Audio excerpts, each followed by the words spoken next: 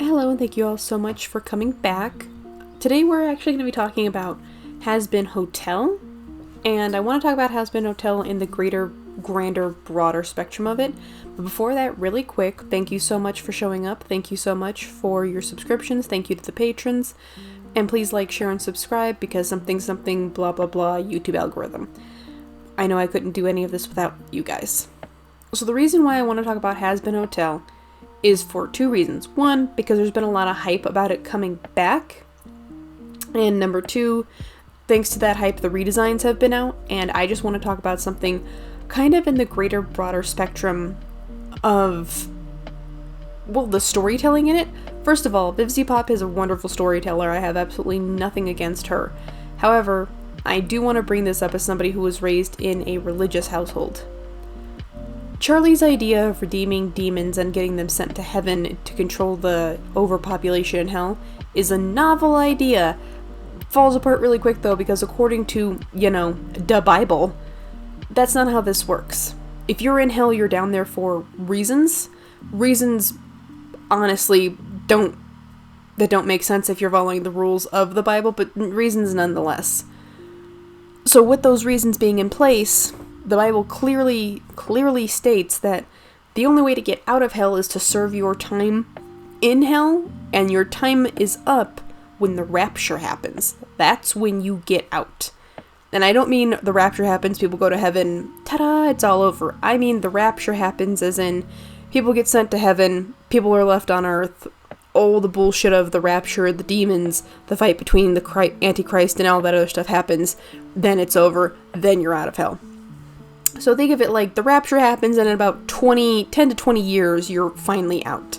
But you don't know that. Now, I understand why this would fall apart really fast is because, but hella, it's somebody's interpretation of hell and all this other stuff. And I understand that. However, Vivzie Pop has shown that she is very smart. So I have a feeling this is less about whether or not demons can be redeemed, and more about the idea that just because you're in hell doesn't mean you have to be a horrendously horrible person from the word go and keep being that much of a horrible person. Realistically, you're already in hell. How you got down there is really not up for debate of why you're down there. Like, you could, right, make all kinds of stories and reasons and all that other jazz for why are you down here. However, at the end of the day, it kind of really doesn't matter, is because even if you've been there since, like the 1920s, like Alistair and Angel Dust have been, or you've been there since, like, year one, it doesn't matter. Your sins have gotten you there and you're here. So as of right now, as far as residents and demons in hell are concerned, your life upstairs means nothing to them. Because you got down here for a reason. It's not like there was a logistical paperwork issue that happened and then all of a sudden, oh no, teehee, you're down here by happenstance. Realistically, I know Vivzie Pop's probably she's probably planned this out a lot, more so than, anything else she's done, other than maybe Hell of a Boss, but Hell of a Boss is set in the universe of Hazbin Hotel. But it's not actually like Hazbin Hotel itself.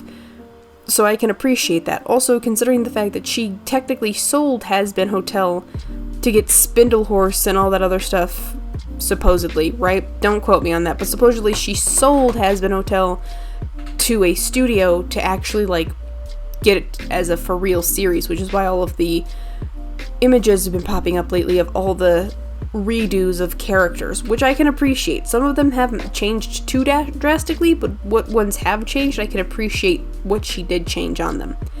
So the reason why I'm bringing this up is because from a story element of a demon princess of hell thinking that she can redeem the sinners and get them to heaven is actually a wonderful story, and it's a cool idea. Counterpoint to this, if you grow up in a religious household, specifically Abrahamic religion households, yeah, no, that's it's a cute idea, but don't hold out hope on it. That's not how that works. However, there is certain parts of Hazbin Hotel that I absolutely can appreciate.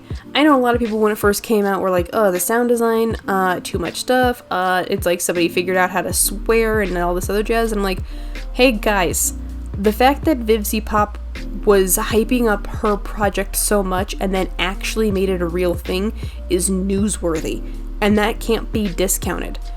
And as far as a pilot episode goes, as in this is the sales pitch episode, it's not too bad. Realistically, Vivzie Pop got everything she needed in Hazbin Hotel out. She set up the setting, she set up the premise, she set up the main central cast that this has to work around, and she's also set up kind of the rules in this universe too. And the reason why I say kind of the rules is because in Helluva Boss, those rules are really hammered in. Because even though we're not told it explicitly in Hazbin Hotel, we are told explicitly in Helluva Boss, demons, right? Not any demon can just wander upstairs to the living world and call it good. And if you are going to go up there, you have to blend in. There's rules and everything, and if the rules are broken, you know, bad things happen. The reason why I bring this up is because I've talked to a lot of people about their own interpretation of hell, and they bring up the fact of, oh, well, hell would be lawless and all their stuff, and I was like, no. Hell would have outrageous rules. Like, stupidly outrageous rules. If they decided every second Wednesday of the month you walk backwards and you're not allowed to talk, it's a rule, it's a law down there. Whether or not it makes sense is completely up for debate, but it has absolutely nothing that can be debated about, is because it's demons, and if they decide this is how it's gonna go, this is how it's gonna go. So, even though in Hazbin Hotel we are not outright stated certain rules, we can see, just based off of the opening and everything else, hell is controlled by powerful beings. We're even outright told it in the show that Alistair, the radio demon, is a powerful being. He is so powerful he strikes fear into everybody's heart except a select few. Those select few being, well, Charlie's dad, you know, the king of hell, and supposedly other princes of hell, like we see in Helluva Boss. Asmodeus is a prince of hell. He's probably not scared of Alistair because he outranks him. So the reason why I bring this up is because if hell is sectioned off into sections, which Vivzie has said they are, and there's hierarchies down here, Charlie technically ranks really high on the social hierarchy ladder, but that means nothing, is because you can rank as high as you want. If people don't respect you, you're not going to get anything done. Even when she's at her little interview for the newscasting thing and she's telling them about the hotel she wants to make, she's a princess. She is the princess of hell. And not only does everybody just look bored and dismissive of her, they make it a point to be outright kind of mean to her. Like, even when she says, hi, I'm Charlie, they are like, oh, hi, Charlotte. They don't care that she's a princess of hell, because she has not earned their respect. So they don't have to respect her. They have to acknowledge that they have to respect her, but they don't have to respect her. Vaggie respects Charlie because they're girlfriends and they're dating. That's it. But even her own parents don't respect her. That's how low on the totem pole she is. Which is why when she breaks out into a song about everything, people laugh. And they're not laughing is because it was, you know, outrageous and all this other stuff, which it was, by the way. The song is hilariously outrageous and also hilariously well written, and I appreciate that. What I mean by this is, they're laughing at her is because the concept makes zero sense to them.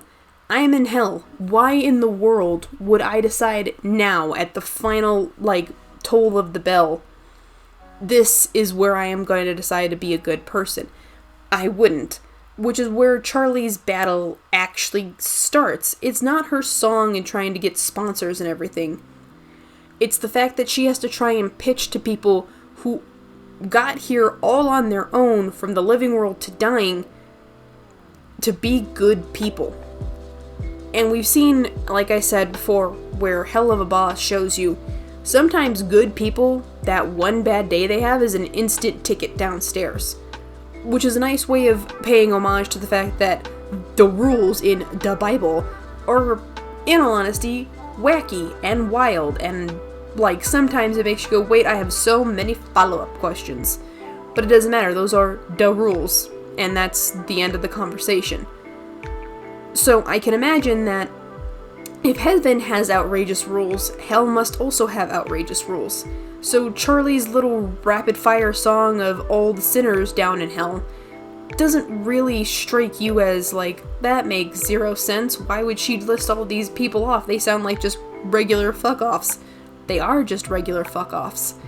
And that's kind of the reason why it makes more sense that this is such a good premise for this show. Even though from according to the Bible and stuff, it probably wouldn't work. It's a good premise for a show, and I can appreciate that it's a good premise for a show. The only thing really that I have of note that I don't like in the show, I'm gonna make it a real fast things I don't particularly like. The color palette is a little harsh on the eyes. I will admit that it's a lot of mauves and like really dark maroons. And like considering the human eye is geared towards see greens and blues more than it is to see oranges and reds, that's kind of a thing. What else? Oh, I don't like the fact that when Alistair is talking in some scenes, the radio static is so loud that sometimes I can't hear him. But I feel like that is more of a audio issue on my part than it is actually a thing that's negative in it. And I will say this in case somebody missed it, these are personal nitpicks of this story. It's not actually anything wrong with it. These are personal nitpicks how I personally feel. Vivzie Pop did an amazing job, and I love her for that. What else? Oh, right. We do have to touch on this. The scene where she's in the radio station, the news station, and she's telling people stuff. The fact that she brings up Angel Dust as one of their, patrons and everything, it's met with outright laughter and, like, dismissiveness is because Angel has made a reputation for himself in hell as being the biggest whore on the block. But if you read all of the backstory, all of Vivzie Pop's little mini comics that go with all of this and everything else, you actually find out that Angel is actually a really deep and compelling character. And if you'll notice, even though he's down in hell because he was the son of a mobster, I feel like people sometimes forget that. He's not an ooh-woo flower child. He was the son of a mobster, which means he probably killed people for realsies. He killed them. So, he's down here for a reason. But you can see that during his scenes specifically, even though he's trying to come off as a cool, dismissive, I don't care about anybody badass, he does care about people. When he's helping Cherry Bomb with her, takeover of a territory, they're talking. And they're talking like friends more so than they're talking like acquaintances. They're talking like, hey man, I haven't seen you in forever, how's everything going? And also when Charlie is having her depression mopey mood when they get back to the hotel, he's eating a popsicle and he has a very brief moment where he tries to reach out to comfort her and thinks better of it because it's hell. In what world would he be nice? For the record, right, he's really good at what he does. He can kill and murder like it's nobody's business. He's basically been bred by war and trained for it. He's not opposed to it. But he also realizes I'm down in hell for a reason. Like, I know what I did. I know why I'm down here. So it makes no sense to try and all of a sudden be, quote-unquote, a good person because it doesn't fit the aesthetic anymore. Like, maybe when he was alive, his living life, he might have been able to get away with it.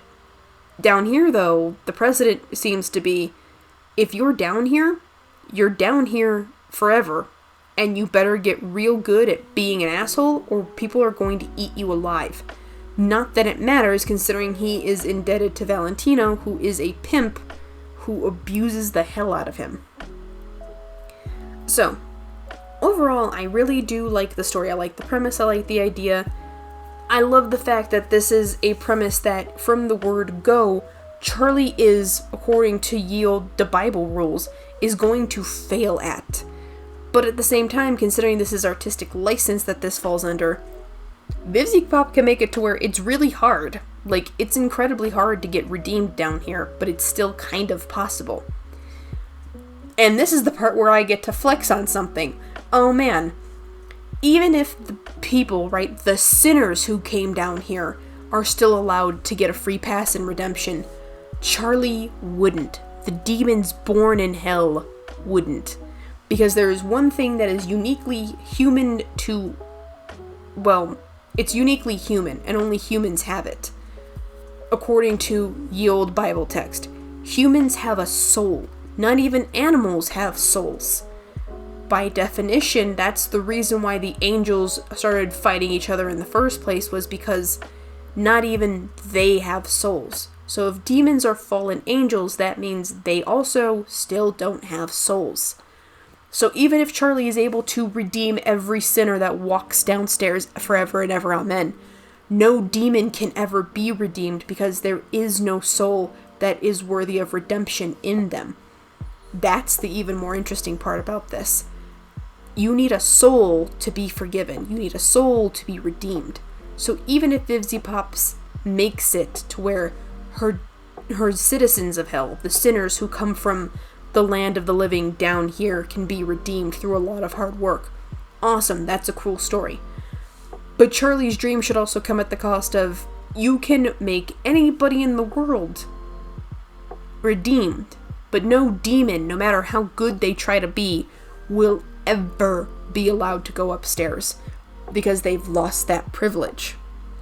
Now, I was talking about this with my editor, and he made a really good point. He's like, isn't the whole point of God, like, being forgiving and all that jazz? And I told him, yes, it is. However, angels are the first creations he ever did. Other than making the world and all that jazz, angels were some of his first creations. They were not built in his image. Humans were. So, again, if man has a soul, and man has been proven, according to ye olde the Bible, been allowed to be redeemed, that's one thing. But demons can't, because they're not built like people. They weren't even made in God's image like people. It's the reason why in the Bible, whenever an angel shows up, first thing out of their mouth isn't, hey, how you doing? It's, be not afraid. Quite literally, these were scary motherfuckers from the word go, and they knew that. They knew that they would be terrifying to people. That's the main difference between angels and demons. Demons do not care that they're scary. They're not going to try and fit in with people. They don't care. Like, if you summon a demon, it's ugly. But angels would definitely try to be as appealing as possible to people, and if they couldn't, they would definitely be like, hey, don't wig out. Like, don't do that. But again, that's coming from the religious standpoint. This isn't even coming from a writing standpoint. I'll get there in a second. From the religious standpoint, even if Charlie is able to redeem every sinner that she comes across, she wouldn't be able to be redeemed because of her lack of soul. Now again, this still falls underneath creative license, and creative license technically means VivziePop can do whatever the hell she wants, and I hope she does. Like, this is just me rambling because I'm excited for If Has Been Hotel is coming back. That's really it. And now we get on to the writing aspect. I love the fact that Vivzie's writing, no matter what you're in, if it's Has Been Hotel, which only has the one pilot episode in it, or Hell of a Boss, Vivzie is a very good writer. Like, she can stuff in just enough violence to keep you entertained, and then she can hit you with really tragic, sad moments that make you go, oh, okay, it's a feely moment. Like when Charlie's on the phone talking to her mother's voicemail. You feel really bad about that. Because I'm sure all of us at one point have left our mothers, depressing voicemails at some point. And if you don't have a good relationship with your parent, insert somebody you love that you got their voicemail and not them here. However, it's immediately superseded by the fact that the radio demon shows up, and Charlie plays the open and shut door game and goes, oh no, I've made a terrible mistake, because now somebody who can wreck my shit is here. Which makes it even more hilarious is because while all of this is going on, Angel Dust has been here longer than Vaggie, and Angel Dust has been so uninterested in all of it And I mean all of it is in the political climate of hell, that Vaggie literally has to sit there and explain who the radio demon is, which is some of the best art I think we get to see in this show, because there's a lot of images placed on top of each other and they're moving in like a puppeteering kind of way, and I enjoy it a lot. I also love the fact that Vaggie just straight up looked at a creature far more powerful than her and decided, I'm gonna pull a knife on him and stab him because I can. Realistically, I think that's hilarious. But it does go back to writing, is because Alistair is being set up as something that is absolutely terrifying in hell. And the fact that he wants to do the, let me help you with your hotel. And he makes it a point to tell Charlie too, he doesn't believe in this hotel at all. Not even a little bit does he believe in this hotel. He's doing it for his own personal, wink off session. He tells her that right to her face. But Charlie still says, well, I believe in this hotel, and because I personally believe that what I'm doing is good and moral and right and just, I'm still going to do it. Which I can appreciate. I love characters like this who are so dedicated to their moral compass and high ground that they just refuse to budge on it. They will die on this hill. They will build their kingdom on this hill. And I love it. I can also really appreciate the fact that Angel Dust being very dismissive of hell and its politics is hilarious to me. However, I do want to make one quick point here. And that quick point is this. Alistair tells Charlie something very poignant, and it needs to be said. So, does this mean that you think it's possible to rehabilitate a demon? Of course not! That's wacky nonsense! Redemption! Oh, the non-existent humanity! No. The non-existent humanity. Literally meaning, Alistair has been down here just long enough to where the idea that people can somehow magically be redeemed has hardcore missed him. And it's also missed Angel Dust, but I feel like it missed Angel Dust for an entirely different reason. I think it was because maybe he might have been just so high he just wasn't paying attention and also was whoring around a lot. Which, you know what? We love somebody who's a good sex worker. 10 out of 10. Good for you, Angel Dust. But Alistair makes it a point to her, right to her face, there is non-existent humanity here. Meaning, as far as he is aware and as far as he personally believes, if you're down in hell, you're down here because you are not human anymore, at least not by the standards to which we as people view it as. Which, coming from a cannibalistic serial killer, should be, more hilarious than it is, but it does make a really good point. It makes the point that Alistair has been down here. He's been toppling overlords and killing anybody who looked at him wrong, and broadcasting it on his radio show, all for his own personal enjoyment. I also love the fact that he's deer motifed in this. I know Vivzy Pop puts a lot of animal stuff in this, but I love the fact that he specifically is deer, is because, I don't know if anybody knows this, but deer shed their antlers every single year without fail, so all I can imagine is, at one point, his antlers just fell off, and he's like, oh shit, what happened? I lost my hat.